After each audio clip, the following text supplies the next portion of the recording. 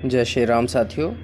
आज मेरी भारत से नेपाल पैदल यात्रा का 9वां दिन है। कल रात्रि मैं उत्तर प्रदेश के मधुबन हनुमान मंदिर में रुका था। वहाँ पर मैंने जब लोगों से पूछा कि रात्रि रुकने का कोई स्थान है तो उन्होंने मुझे एक गांव में हनुमान मंदिर बताया जो सड़क के बगल में था। वहाँ जाकर मैंने अपना आसन रखा, फिर कपड़े धुले और फिर पुजारी जी के घर में गया। उनसे बोला कि मैं आज यहाँ मंदिर में रुकने वाला हूँ, अगर रात्रि की भोजन व्यवस्था हो सके तो कर देना, वरना कोई बात नहीं। तो उन्होंने बोला कोई बात नहीं, आपकी भोजन व्यवस्था हो जाएगी, आप निश्चिंत रहिए। मैं वापस आया, आसन लगाया, सो गया, क्योंकि मैं दिन भर चलने के बाद इतना थक चुका था। फिर पुजारी जी ने आकर मुझे प्रसाद आदि दिया, मैंने प्रसाद पाया और सो गया। फिर सुबह आज उठने के बाद मैंने अपना स्नान दहन किया और उसके बाद वहाँ से अपनी यात्रा आरंभ कर ली। धीरे धीरे आगे बढ़ता गया। कुछ शहर भी आते थे, कुछ गांव भी आते थे और कुछ किलोमीटर चलने के बाद मुझे थकान सी हो गई, थोड़ी भूख भी लगी थी। सुबह का समय था, लगभग 10-11 का समय। तो मैंने रोड के किनारे एक थोड़ी सी जगह देखी और मेरे पास खाने के लिए लाई थी, गुड़ था और पानी था। तो मैंने वहाँ बैठकर कुछ खाने का प्रयास किया। थोड़ी देर बाद मैं वहाँ बैठा ही था तो जी जो लड़का जा रहा है जी मेरे पास आ गया और मुझे हाथ दिखा कर बोलने लगा कि देखो कि मेरी शादी होगी या नहीं होगी। तो मैंने उसको खुद बताया कि जब मेरी शादी नहीं हुई तो तुम्हारी शादी कैसे करवा दूंगा मैं, ये सारे मज़ा लेने के लिए आते हैं। तो फिर वो वापस वहाँ से चला गया। इसके बाद वहाँ आराम करने के बाद फिर मैं वहाँ से चलता हूँ और लगभग 7-8 किलोमीटर चलने के बाद एक स्थान पर पहुँच जाता हूँ। वहाँ रोड के किनारे एक बट का पेड़ है, वहाँ मैं विश्राम करता हूँ। इस जगह का नाम है परसियाँ। परसियाँ इस जगह का नाम है, जहाँ पर मुझे एक व्यक्ति मिला जिसका नाम संजीव कुमार है। उसने मुझे पूछा कहाँ जा रहे हो, कहाँ से आ रहे हो। तो जब मेरे बारे में पता चला तो फिर वो मुझे बोला कि आप रुक जाओ, और वो मार्केट में चला गया मेरे लिए कुछ लाने के लिए।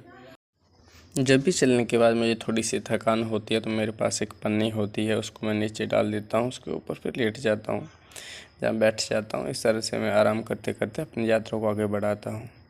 जी परसियाँ जहाँ मैं रुका था, विश्राम किया था, उसी का नज़ारा है। कुछ लोग भी बैठे थे वहाँ पर मेरे बगल में जो मेरे बारे में जानने का प्रयास कर रहे थे। मैंने उनसे खूब बात किया। इतने में जो लड़का बाज़ार से कुछ मेरे लिए लाने के लिए गया था आ जाता है। इसका नाम संजीव कुमार है और इसने बाज़ार से मुझे 1 किलो संतरे ला कर दिए। फिर मैंने सबसे पहले जो जहाँ पर लोग बैठे थे एक एक उनको बांटा, बाकी वाले जो बच्चे थे उनको मैं खाता खाता आगे निकल गया। फिर वहाँ से लगभग 7-8 किलोमीटर चलने के बाद घाघरा नदी आ जाती है, जिसे सरयू नदी भी बोला जाता है। घाघरा नदी को पार करते समय उसके जो किनारों का दृश्य था बहुत ही सुंदर था, तो मैं उसको देखने में थोड़े समय के लिए रुक गया। इसी समय मेरी एक परिवार से मुलाकात होती है जो देवरिया से था। वो कहीं से आ रहे थे और इस पुल पर रुककर फ़ोटो खिंचा रहे थे, तो रुक गए, मेरे साथ भी फ़ोटो खिंचवाया उनने। इसके बाद थोड़ी बातचीत हुई और फिर मैं धीरे धीरे आगे बढ़ता गया। अब वैसे भी शाम का समय था और कुछ किलोमीटर चलने के बाद अंधेरा हो गया। अंधेरा इतना हो गया कि लगभग मुझे 3 घंटे अंधेरे में ही चलना पड़ा और अंधेरे में चलते चलते अंत में मुझे एक मंदिर दिखाई दिया जिसका नाम है इसारो गांव। वहाँ एक रोड के किनारे मंदिर था, वहाँ रात्रि मैंने विश्राम किया। बाबा जी से बोला कि मुझे आज रात्रि विश्राम करना, तो उन्हें हाँ बोल दिया। कुछ सी देर बातचीत के बाद फिर मैंने खाना बनाया। वहाँ पर कुछ सामान कम था खाना बनाने के लिए, तो मैंने हाथ से अपना काम चला लिया, क्योंकि हमें तो सब आता है कि कैसे रास्ते में कैसे कब क्या बनाना है। तो मैंने हाथ से ही रोटी बना दी। कोई चकला बेलन नहीं था, सिर्फ गैस ही था उनके पास, कोई अन्य साधन नहीं था। ये शिव मंदिर है, इसी शिव मंदिर के बगल में मैं रात्रि में रुका था। तो शिव मंदिर की जो अंदर आपको शिवलिंग दिखाई दे रहा है, इस शिवलिंग के बगल में ही बाहर जब आप निकलोगे थोड़ी सी जगह बचती है, जे वाली जगह, तो जहाँ पर रात्रि का मेरा आसन लगा था। तो इस तरह से मेरी जो भारत से नेपाल यात्रा है वो होती है। जहाँ भी रात पड़ जाती है वहीं हम रात्रि रुक जाते हैं।